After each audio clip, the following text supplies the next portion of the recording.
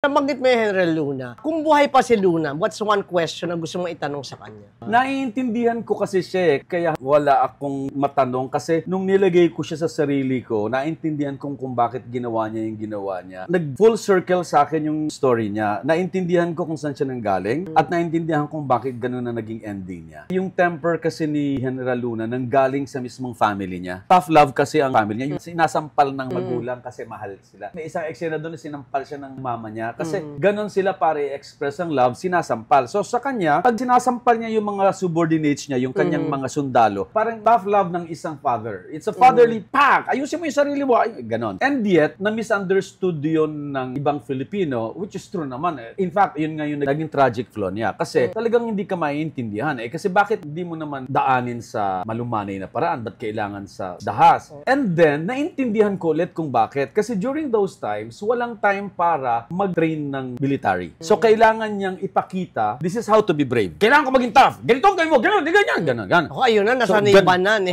Luna. So, kailangan niya ipakita, this is how to be brave. Kunyan na naman, ganyan. So, walang time para mag-train kasi nandito na yung kalaban. And then, America is the biggest colonizer during those times. Na nandito na, wala ka ng time mag-prep, nandito na sa bayan mo. So, kailangan mo nang ipakita kung paano maging brave. Walang time to train these people. Kaya ganun kataas yung expectation sa kanya, ganun din kataas yung pressure. Kaya siya naging ganun at kaya hindi siya naintindihan. But the thing is, siya yung ganun ng temper, pero siya yung walang napatay na kapwa Pilipino. Pero yung mga nasa paligid niya na ang temper ay malamig, sila yung mga killer. In fact, sila ang pumatay sa kanya. That's the irony.